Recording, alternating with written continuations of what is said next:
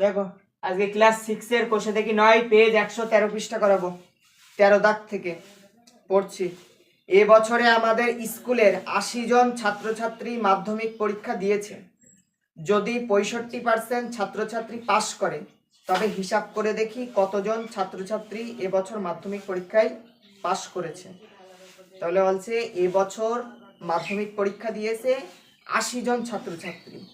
যদি 65% মানে কি শতাংশ, ঠিক আছে? তা যদি 65% ছাত্রছাত্রী পাস করে তাহলে আমরা হিসেব করে দেখি কতজন ছাত্রছাত্রী এবছর মাধ্যমিক পরীক্ষায় পাস করেছে। দেখো 13 দাগ, পাস করেছে কত? 65%। পাস করেছে 65%। এইবার আমি বলেছিলাম পার্সেন্ট মানে 100, পার্সেন্ট মানে 100। তাহলে দেখো এইবার তাহলে আমরা লিখতে পারি 100 জনে, যে পার্সেন্ট মানে কি 100, তো সেই কারণে যে 100 জনে মাধ্যমিক পাস করে 65 জন। 100 জনে মাধ্যমিক পাস করে 65 জন। তাহলে 1 জনে মাধ্যমিক পাস করে, এই যে 65টা লিখলাম বাই এই যে 100, 100টা দেব 100 জন। এইবার বইতে বলে দিয়েছে 80 জন। যদি 80 জনে মাধ্যমিক পাস করে 65/100, এইবার এই জায়গায় গুণ দিয়ে 80টা লিখে দেব। একদম সহজ সিস্টেমে কাটাকুটি করব। এই শূন্যটা কাটলাম, এই শূন্যটা কাটলাম। এইবার এই জায়গায় আছে 8, এই জায়গায় আছে 10। আমি যদি 2 দিয়ে যদি কাটি, 5 দুখানি 10, 4 দুখানি 8। এইবার এই 5টা দিয়ে 65 কাটাকুটি যায়, 5কে 5, তাহলে 6 থেকে 5 যদি আমরা বাদ দিই 1 থাকবে। তাহলে সেই একটা যদি এই জায়গায় আসে তাহলে 15 হলো। 5কে 5, 5 দুখানি 10, 3 5 15। এইটা কাটলাম, এইটা কাটলাম।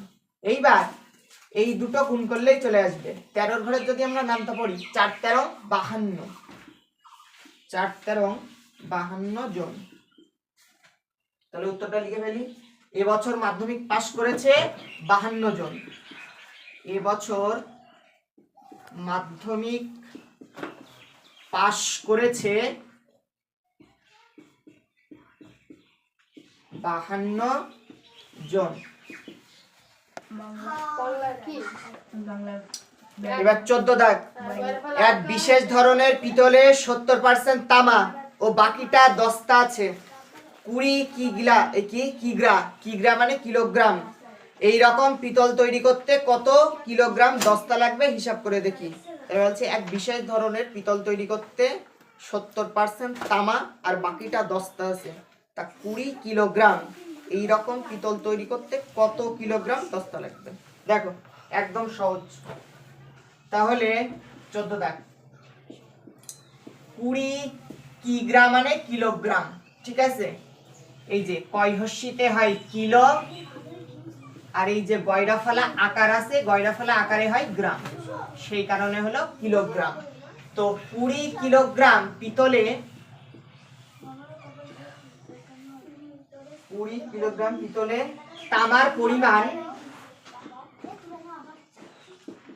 তামার পরিমাণ বলে দিয়েছে 70%, তাই তো? অর্থাৎ দেখো কত সহজে অঙ্কটা হয়ে যাচ্ছে। এই যে 20 বলেছে না আমাদের, আমরা 20টা লিখলাম, গুণ দিলাম, এই জায়গায় আছে আমার 70, সেই 70টা লিখলাম বাই পার্সেন্ট মানে কি জানি আমরা 100, সেই কারণে 100 দিলাম।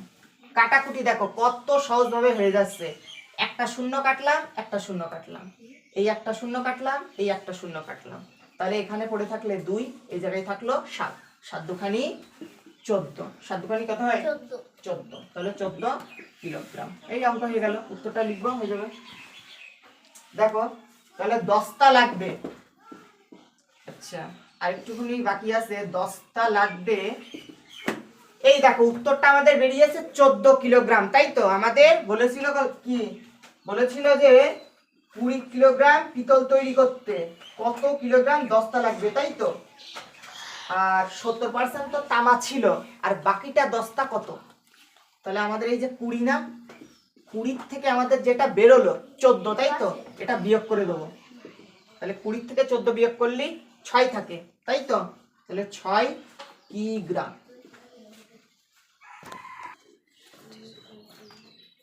দেখো এবার 15 দাগ। চিনির দাম বেড়ে যাওয়ায় আমরা ঠিক করেছি এখনকার থেকে 4% চিনি ব্যবহার কমাবো। এখন প্রতিদিন আমরা 625 গ্রাম চিনি ব্যবহার করি। কমানোর পর প্রতিদিন চিনি কত গ্রাম কম ব্যবহার করব আর প্রতিদিন কত গ্রাম চিনি ব্যবহার করব। ভালো করে বোঝো, চিনির দাম কি হয়েছে? বেড়ে গেছে। বেড়ে যাওয়ার ফলে কি হয়েছে? যে পরিমাণ চিনি ব্যবহার করতো তার থেকে 4% চিনি কম ব্যবহার করবে। তাহলে এখন আমরা প্রতিদিন 625 গ্রাম চিনি ব্যবহার করি। তাহলে কমানোর পরে প্রতিদিন কত গ্রাম চিনি ব্যবহার করব আর প্রতিদিন কত গ্রাম চিনি কত গ্রাম কম ব্যবহার করব আর কত গ্রাম ব্যবহার করব, দুটো উত্তর হবে। ভালো করে দেখো, চিনির ব্যবহার কমিয়েছি,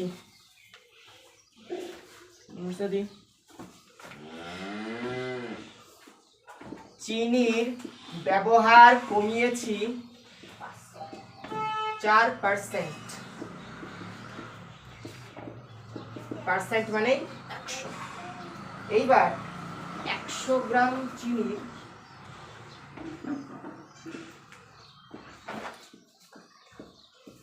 বর্তমান ব্যবহার কমে 100 গ্রাম চিনির বর্তমান ব্যবহার কমে 4, তাই তো? 4 গ্রাম। কি বললাম? গ্রামে আছে। তাহলে 1 গ্রাম চিনির বর্তমান ব্যবহার কমে 4/100 গ্রাম। তারপরে বলেছে আমাদের 625, তাই তো? 625 গ্রাম চিনির বর্তমান ব্যবহার কমে 4/100 গুণ 625টা লিখলাম গ্রাম। দেখো 5 দিয়ে যদি আমরা কাটাকুটি করি, 5 দুখানি 10, শূন্য করতে 0, এটা কেটে দিলাম। এইবার এইটা যদি আমরা করি 5 × 5, 6 থেকে 5 বাদ দিলে থাকে 1, সেই একটা আবার এখানে আসলে 12 হবে। 5 দুখানি 10, তাহলে 12 থেকে 10 বাদ দিলে থাকে 2, সেই 2টা আবার যদি এই জায়গায় আসে তাহলে 2 10 5 25 হয়। তাহলে 5 5 25। আবার আমরা 5 দিয়ে কাটতে পারি, 4 5 20, 5 দুখানি 10, তাহলে 12 থেকে 10 বাদ দিলে থাকে 2, 2 আর 5 পাশাপাশি আছে 25, 5 5 25। এইবার দেখো কত সহজ, এই 4টা এই 4 কেটে কি করলাম? কেটে দিলাম, থাকলো শুধু কি 25 গ্রাম। তাহলে এবার দেখো উত্তরটা লিখবো। প্রতিদিন, তাহলে প্রতিদিন চিনির ব্যবহার কমে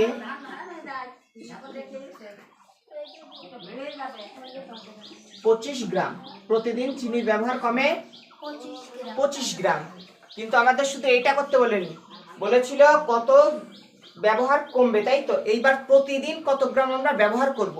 আগে তো 625 গ্রাম ব্যবহার করতাম, এখন কত গ্রাম ব্যবহার করব। তাহলে আর একটা উত্তর হবে। তাহলে বর্তমানে প্রতিদিন চিনির ব্যবহার হয়, ভালো করে বোঝো, 625 ব্যবহার হতো, তাই তো? তাহলে 625 আমি লিখলাম, আমি কমিয়েছি 25, তাই তো? 25 গ্রাম, সেটাও লিখলাম। বিয়োগটা করলেই চলে আসবে। দেখো বিয়োগ করার সিস্টেমও খুবই সহজ।